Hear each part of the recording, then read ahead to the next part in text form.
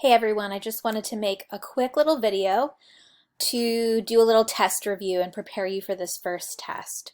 So some study tips that I have for you and how to prepare for the test is to make and practice flashcards of the word parts and the body directions, which is what you've already been doing for your quizzes, so keep studying those.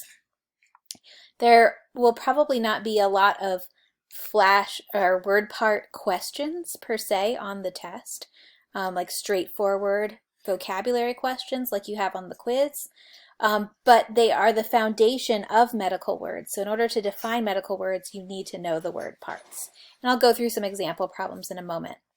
I also recommend reading chapters 1 and 2 of the textbook. Some students really get a lot out of reading the textbook. Others prefer to just review my lecture notes. Now, my lecture notes are really the outline, the study guide for the test.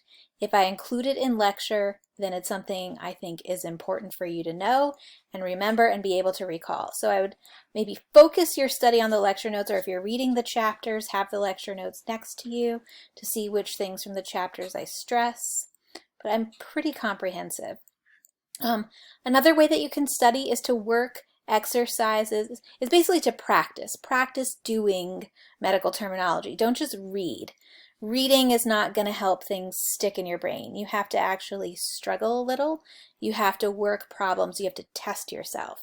And you can do that by working exercises in the textbook. So if you have the physical textbook, there are like exercises, activity problems, I think in the middle and at the end of the chapter. So you could work those. You could also rework some of the activities in my lab. The ones I particularly recommend are the word surgery and the exam review, because those will be most similar to the types of questions you'll have on the test. And then really the best way to study is to practice making up your own questions. Play teacher. So as you're going through, as you're reading the textbook, or as you're reading through the lecture notes, think, how could I ask a good question about this? And sort of reverse engineer the test that way, and that's a really good way to practice for the test. So now for some example questions, the types of questions you can expect. I decided to make the test, at least this one, all multiple choice just for ease. So no short answer, as I may have previously implied. All right, so first practice problem here.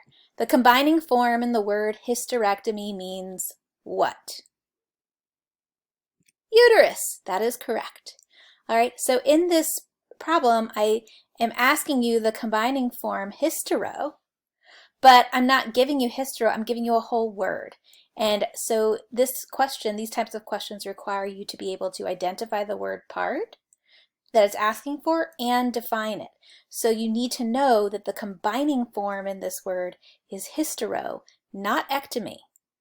I could do the same thing and give you a word and ask, what does the suffix mean, or what does the prefix mean? So you do need to know your word parts so that you can identify the word part and define the correct word part.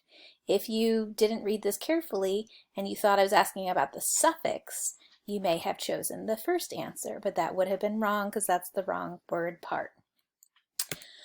The prefix in the word euphoria means, right, so this is a similar question. Again, this time it's asking you for the prefix. The prefix in this word comes at the beginning, it's you, and you means good or normal. All right, in this question it says, which of the following combining forms is a synonym for cutaneo? So when I do ask you straight up word part questions, I generally like to make them what is the opposite of, or what is the synonym of.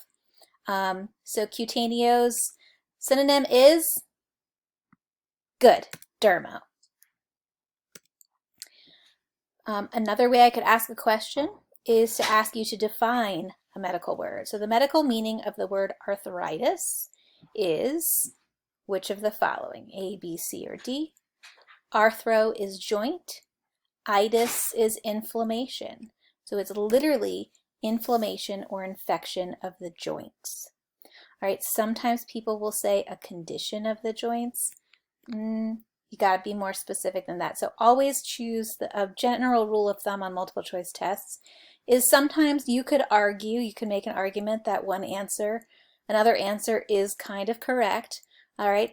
But the best answer is always the right one. So you always need to choose the best answer. If there's another answer that's kind of correct, I'm not going to accept arguments for that because you didn't choose the best answer. So always choose the best answer, even if there are multiple right answers. And also, of course, be able to define medical terms by knowing the word parts that make them up. It's doing sort of like a word surgery here. Another one like this, which word means within the nasal cavity? So in this case, I don't give you the word, I give you the definition and I ask you for the word.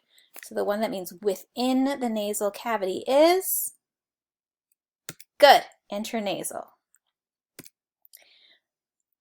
This question doesn't ask you for a direct definition. It says, which prefix indicates speed? So it doesn't ask you for which prefix means blah, blah, blah. It's asking which one indicates speed. So you have to know the definitions of all of them. Poly means many. Many's not really a speed. Brady means slow. Slow definitely describes speed. Hemi means half, not a speed.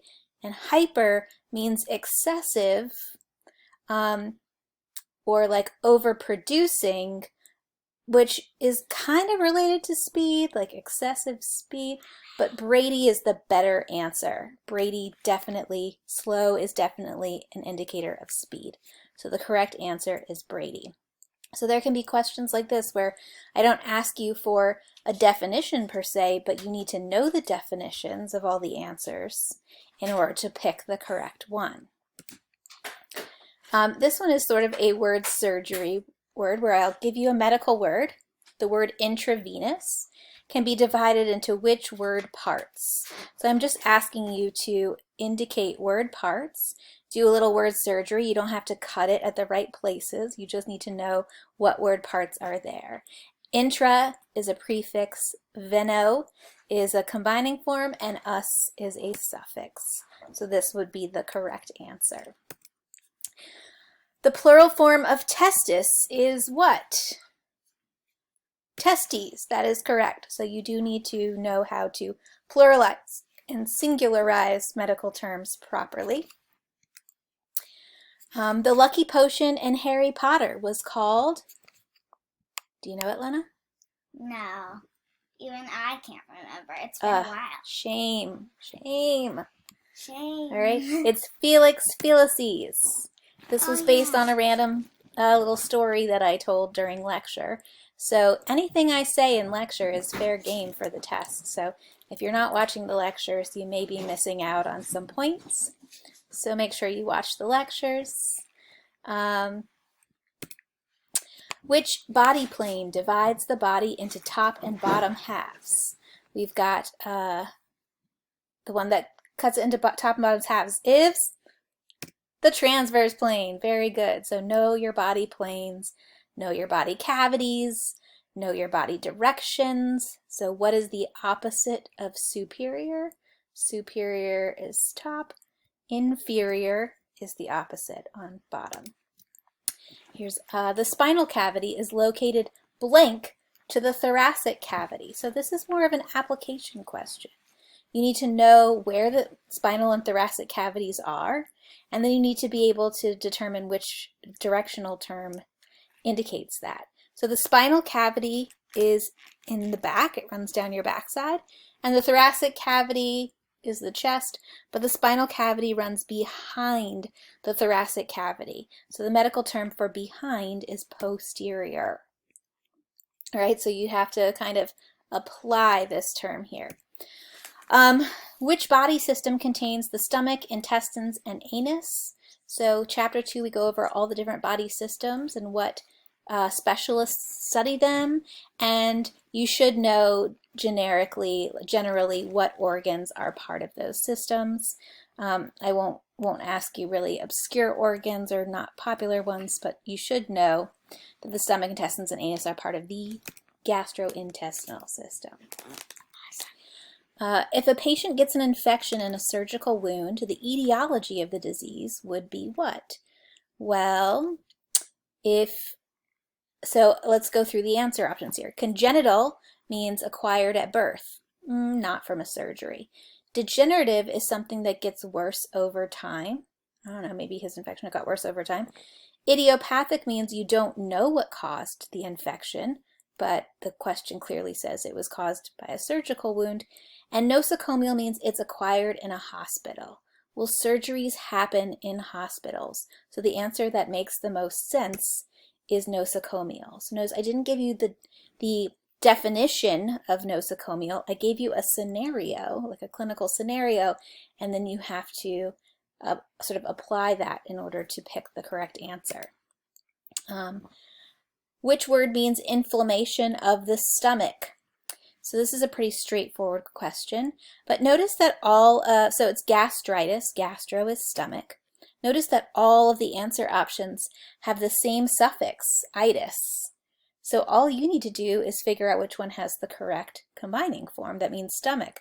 But also, this question gives you a clue because you know that itis must mean inflammation because they all have that same suffix. So if you didn't remember what itis meant and it was in a later question, you could come back to this question and it would tell you. So pay attention. It's sort of just a general multiple choice test taking skill.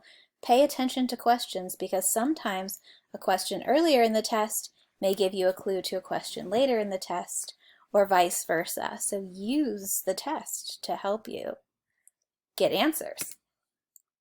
All right, and then we've got this one. Your patient has a swollen abdomen and abdominal pain. Which of the following is a likely possible diagnosis? So this is a clinical scenario, and there's not enough information in the question to know what the answer is, but you can pick the best answer from the choices given. So hepatomegaly, what is that? It's swelling or enlargement of the liver. All right, the liver is in the abdomen, and if it was enlarged, it might cause swollen abdomen and pain. So that's a possibility. Dermatitis, inflammation or infection of the skin. So not necessarily of the abdomen, probably wouldn't cause swelling. Even if you had skin dermatitis on the abdomen, you might have some pain, but less likely there. Cardiomalacia. You don't know what malacia means yet, but you do know that cardio means heart. And the heart is in the thoracic cavity. It's not in the abdomen, so we can probably rule this one out. And then neuropathy, a disease of the nervous system. Now the nervous system does run throughout the body, but I would say the best candidate here, the one that makes the most sense, is hepatomegaly. Neuropathies, nervous system diseases don't usually cause any swelling. They might cause pain, but the most likely scenario is the liver disease since the liver is located in the abdomen. So I might give you sort of clinical scenarios like that, and you'd have to pick a diagnosis based on what makes the most sense.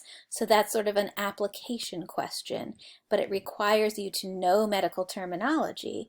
If you can define these different terms, it should be fairly obvious what the answer is, but you need to know what the terms actually mean in order to pick the correct one. So hopefully that is helpful, and you know a little bit more about what types of questions to expect on the test, and that's it.